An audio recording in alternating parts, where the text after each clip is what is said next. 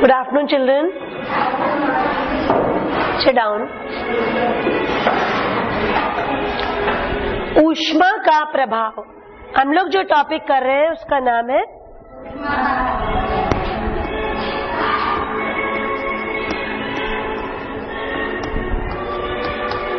ऊष्मा का प्रभाव ठोस पर क्या होता है। बताइए, ठोस पर क्या होता था? गरम करने पर ठोस पदार्थ फैलते हैं।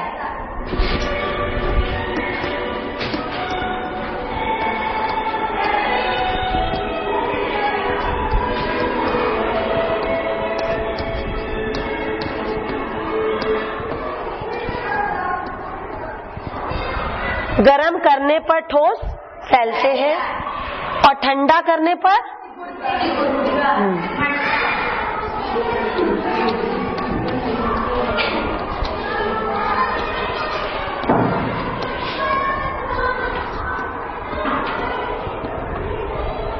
जब रेल की पटरी का उदाहरण हम लोगों ने बताया था, तो रेल की पटरी गर्मी में तो फैलती है ना, और ठंड में सिकुड़ जाती है। समझ रहे हैं? ठंडा होने पर वो वापस उसमें गैप हो जाता है, लेकिन गैप इतना थोड़ा सा होता है कि उसका ऊपर कोई फर्क नहीं पड़ता। क्या यही प्रभाव ऊष्मा का जो प्रसार हम लोग देख रहे हैं, फैलना जो हम देख रहे हैं, क्या ये द्रवों पर भी होता है कि नहीं होता है? क्या पानी भी फैलते हैं कि नहीं? नहीं। यहाँ बेटा एक हेल्प करने को मेरे को, ये लैंप जलाओ, लैंप जलाओ, ये खोलो उसको।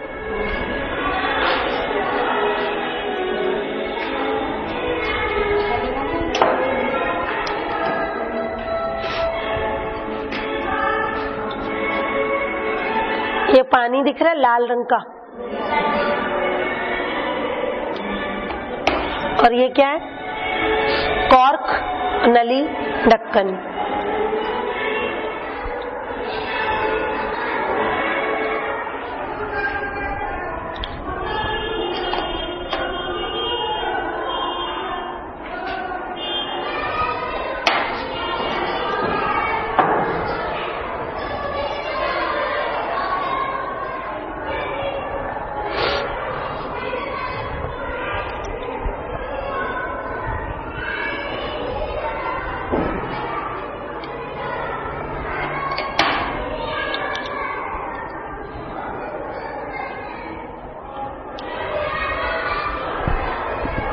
ये देखो, इस नली के अंदर आपको पानी दिखाई देगा। जब ये पानी है और ये ढक्कन और इसमें ये ट्यूब हमने लगा दिया है। अब जब हम इस पानी को गर्म करेंगे तो ये जो पानी का स्तर है, इसमें देखें वृद्धि होती है कि नहीं होती है?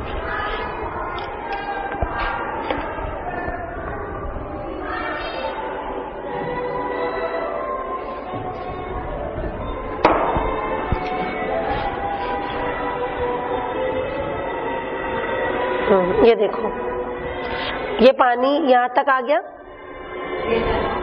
दिख रहा है ना आपको? ये पानी कहाँ तक आया? यहाँ तक आया।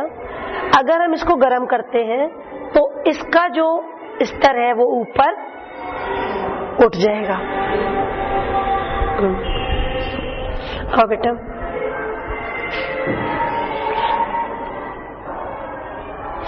तुम लोग के पास कोई पेन है या कुछ? जब ये देखो गरम कर रही है ना, तो मैं इसका निशान पानी का बना देती हूँ यहाँ तक। जो नली में पानी है वो यहाँ तक है। अब गरम करने के बाद ये पानी कहाँ जाता है? ऊपर आता है कि नहीं आता है? ये हमारा प्रयोग है। आप सब लोग अपनी अपनी किताबों में देखो, जब तक ये गरम हो रहा है तब तक आप अपने अपने किताबों में देखो। ये वाला क्या लिखा है इसमें? ऐसा ही बना है उपकरण, सेम ऐसा ही बना है। एक टेस्ट ट्यूब ली गई है, उसमें रंगीन पानी, लाल पानी डाला गया है कांच की ट्यूब डाली गई है और नीचे बर्नर से उसको गर्म किया जा रहा है। अब देखिए जैसे ये इसमें गर्म हो रहा है, हमने यहाँ निशान लगा दिया नीले रंग से निशान। हाँ देखो अभी पानी ये गर्म हो रहा है, ये नीले रंग का निशान पार कर रहा है पानी को, अभी दिखा रहे हैं हम। ये क्यों हो रहा है? आयतन बढ़ रहा है, इसका प्रसार हो गया ना, नीले से ऊपर आ गया। देखो देखो, अच्छा आप अब उधर जाओ तुम। ये जो मैंने निशान लगाया था, मतलब जब पानी को गर्म करने के लिए, तो ये पहले यहां तक था। देखो मैंने पेन से निशान लगाया ना, ये यहां तक था, लेकिन गर्म होने के बाद ये यहां तक बढ़ गया। तो ये प्रयोग हमें क्या बताता है? देखिए हम आपको बता रहे हैं। जब मैंने नली में पानी भरा था तो देखो ये ब्लू निशान दिख रहा है ना, ये वाला पानी यहां तक था। जब मैंने इसको गर्म किया तो ये पानी यहां तक आ गया, इतना पार्ट पानी का बढ़ गया। अब जब इसको मैं ठंडा करूंगी तो क्या होगा? ये पानी वापस नीचे आ जाएगा, मतलब जो गर्म करने पर वो फैल गया था वो वापस नीचे आ जाएगा। तुमको निशान दिख रहा है ना, ये नीला, पहले यहां तक था पानी, गरम करने पर अगर मैं इसको गरम ना करती तो क्या होता? गरम करने से ये इतना ही रहता। ये प्रयोग हमें ये बताता है कि कोई भी पानी या द्रव गरम करने पर फैलते हैं। ये सबको समझ में आया? अगर किसी को समझ में नहीं आया तो पूछो कि ये तुम्हें दिखा पानी? ये यहाँ तक था, अब यहाँ तक हो गया, तो इतना पानी का प्रसार हुआ। आप लोग को देखना है, आप लोग भी देखो कि क्या सच में पानी का प्रसार हुआ है? हुआ है। ये प्रयोग हमें ये बताता है कि द्रव अर्थात ठोस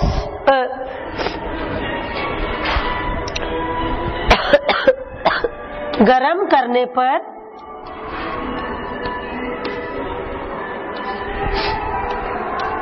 फैलते हैं। और इस प्रयोग के द्वारा, कौन सा प्रयोग? ये वाला। इस प्रयोग में हमने क्या किया था? एक टेस्ट ट्यूब ली थी, उसमें कॉर्क लगाया,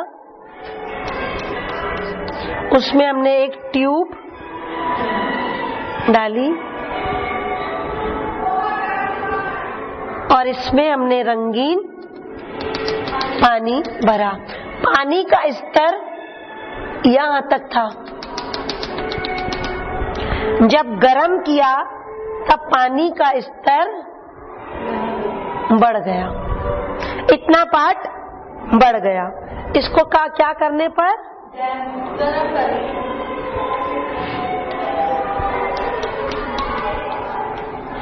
गरम करने पर पानी का स्तर बढ़ गया। ये प्रयोग हमें ये बताता है कोई भी द्रव गरम करने पर फैलते हैं। जैसे कि ठोस पदार्थ फैलते हैं, ऐसे ही ये पदार्थ भी फैलते हैं और ठंडा करने पर कम हो जाते हैं, सिकुड़ जाते हैं।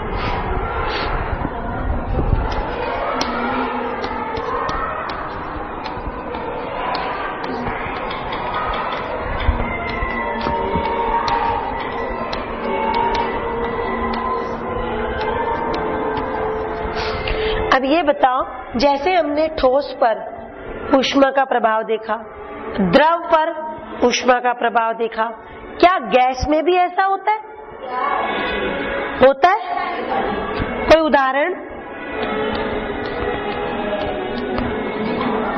कोई उदाहरण बताओ कि गैस में ऊष्मा का क्या प्रभाव होता है?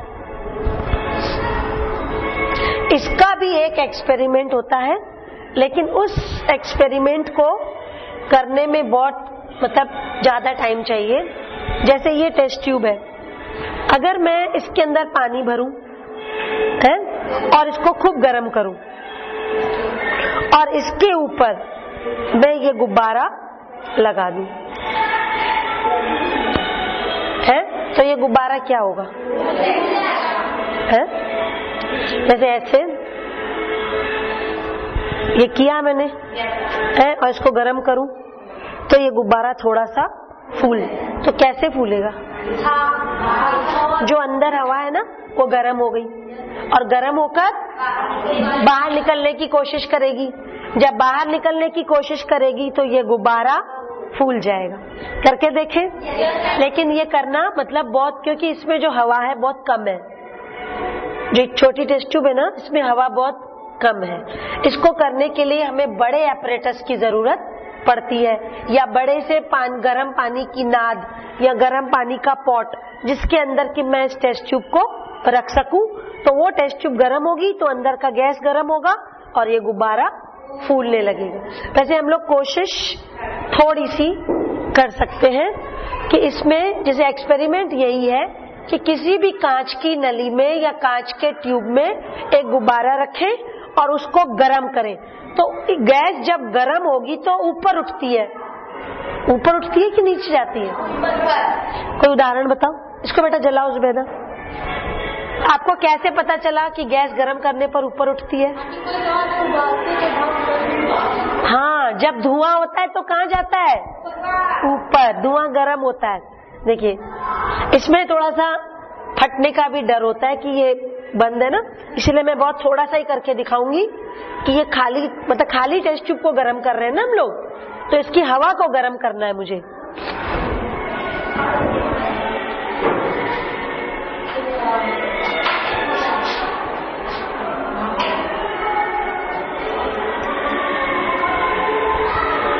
देखो थोड़ा सा फूलने लगा, देखो जो बहुत हल्का सा फूलने लगा है, देखो बहुत हल्का सा गुब्बारा फूलने लगा, पहले नहीं, अभी मैंने तो जरा सी गर्म करी है, और गर्म करूंगी ना तो हवा इसकी गर्म होके ऊपर जाएगी, बहुत हल्का सा इसमें फूलने लगा है।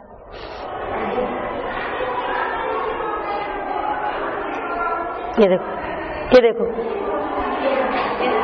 देखा, बहुत ज्यादा नहीं, क्योंकि टेस्ट ट्यूब बहुत छोटा है मेरा, अगर मैं बड़ा लूंगी तो उसमें मुझे गैस चाहिए, जो घर में खाना पकाने वाला, वो गर्म पानी का भगोना चाहिए, इसीलिए मैंने टेस्ट ट्यूब में करके देखा कि अगर टेस्ट ट्यूब में हम लोग ऐसा करते हैं तो हो जाता है। ये देखिए, इसको घर में ना करके देखिएगा कभी, खतरनाक है ये बहुत, ये पता है खाली, देखो गुब्बारा फूलता हुआ दिख रहा है, यहाँ से फूला, यहाँ से भी देखो हवा दिख रही है ना, तो ये सिद्ध क्या करता है,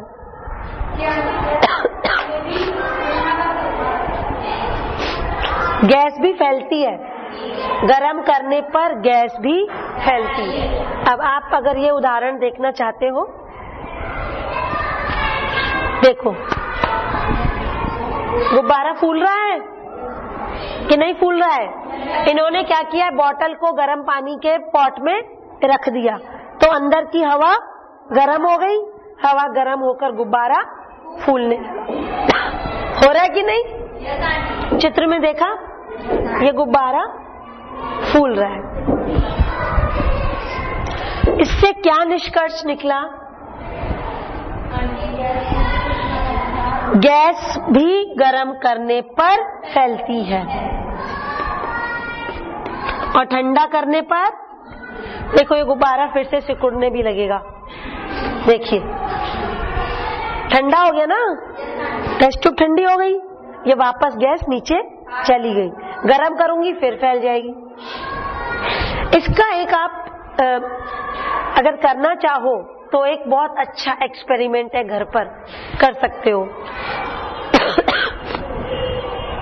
एक बोतल में सिरका जानते हो ना, वो डालो और चीनी डालो और सोडा डाल दो, सोडा डालते हो गरम जो खाने की, तो उससे बुलबुले उठते ना, तो जिसमें बुलबुले उठते हैं अगर उस पर जल्दी से आप वैसे टेस्ट ट्यूब में ये चढ़ा दें हम लोग बलून, तो वो जो बुलबुले कार्बन डाइऑक्साइड के उठेंगे, इससे ये बलून फूल जाएगा।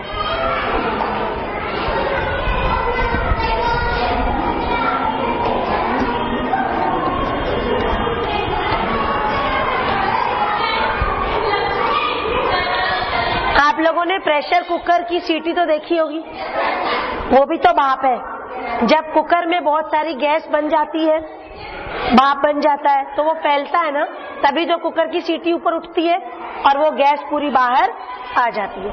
इसका मतलब ये है कि ठोस तथा द्रव की भांति गैसों का भी प्रसार होता है और ठंडा करने पर गैस भी सिकुड़ती है। पदार्थ तीनों अवस्थाओं में पाए जाते हैं, ठोस, द्रव और गैस, और तीनों पर ही ऊष्मा का एक जैसा प्रभाव पड़ता है।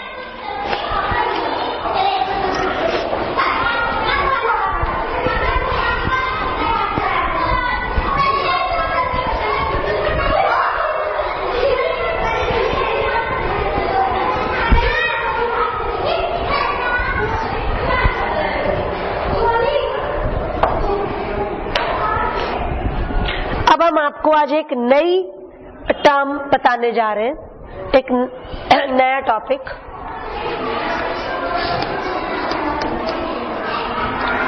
गलनांक या हिमांक।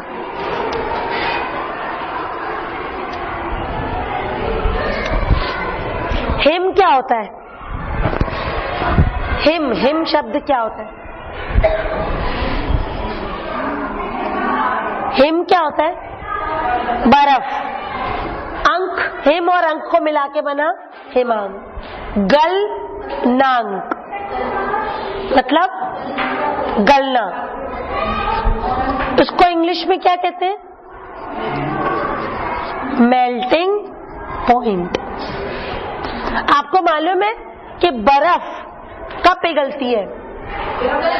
बर्फ का तापमान क्या होता है? 0 डिग्री।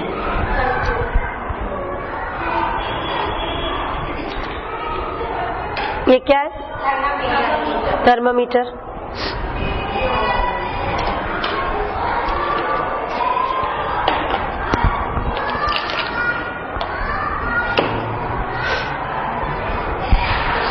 ये क्या है? बर्फ है, सबको दिख रही है।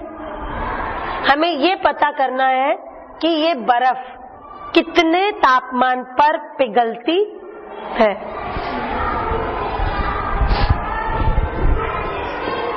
इसमें देखो टेम्परेचर कहाँ से शुरू है? 0 से है। ये देखो क्या नंबर है? 0। इसमें डालूं? देखिए इसका पारा कहाँ तक दिख रहा है हम लोगों को। ये जो एक सिल्वर लाइन है ना, देखो 1 मिनट खड़े हो, ये देखो 20 तक आ रही है काली लाइन। अब इसमें डालते हैं। अरे नीचे जा रहा है? जा रहा है अभी भी? 0 पर आया? कितने पर आया? 0 तक आ गया ना। अभी बाहर कितना था? और इसमें डालने पर देखो 0। तो ये 0 कितनी देर तक रहेगा? जब तक आंटी पानी ठंडा है, जब तक कि ये सारी बर्फ पिघल नहीं। अभी मैंने इसको देखो बाहर देखा था, इसका टेम्परेचर तो 20 डिग्री था, जो कि बाहर का वातावरण का हमारा 20 डिग्री है। जब मैंने इसको बर्फ में ऐसे डाला, क्योंकि ये पूरी बर्फ नहीं है, कुछ बर्फ पिघल रही है। अब इसमें डाला तो इसका देखो 0। देखो तुम रुचि, 0 पे है लाइन काली वाली। एक काली लाइन अंदर चमक रही है, वो कहाँ तक आई है? 0 की लाइन पर छू रही है कि नहीं छू रही है? ये देखो ना, है ना। ये 0 का टेम्परेचर कितनी देर तक रहेगा? जब तक कि पूरी बर्फ पिघल नहीं जाएगी। इसका मतलब बर्फ का मेल्टिंग पॉइंट क्या होता है?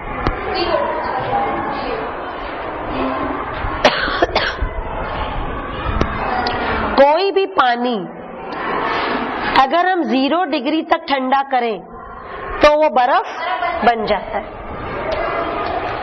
मतलब बर्फ का जो टेम्परेचर है वो 0 डिग्री होता है। लेकिन जैसे ही 0 डिग्री से ज्यादा होने लगेगा तो बर्फ पिघलने लगती है।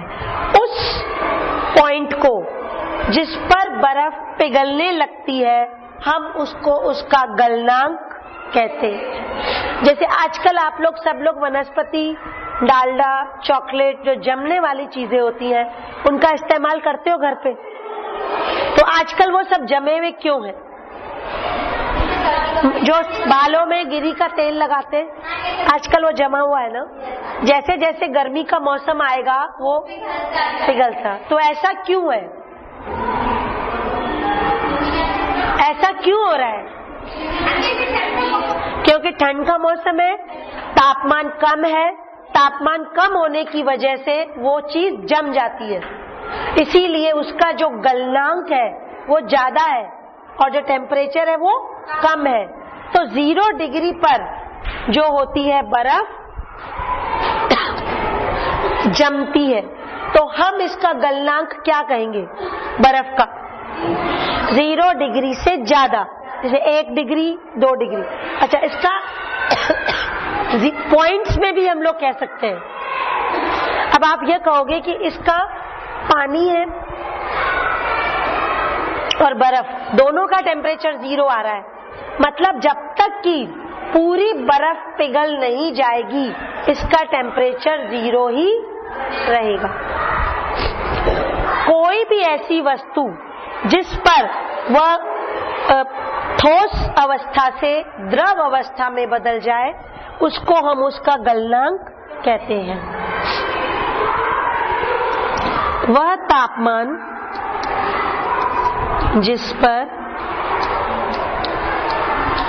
ठोस द्रव अवस्था में बदल जाता है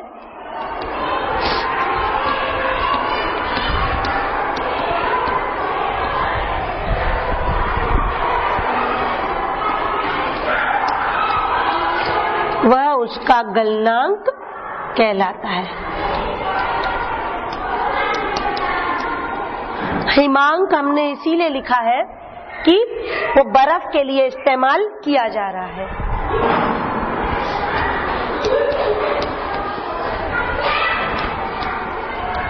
और किसी भी वस्तु का हम ये देख सकते हैं, जैसे वो देसी घी है, मोम है, इन सब का भी हम लोग गलनांक देख सकते हैं। इसके बाद जो हम लोग आगे का टॉपिक पढ़ेंगे वो होता है बॉइलिंग पॉइंट। ये समझ में आ गया सबको?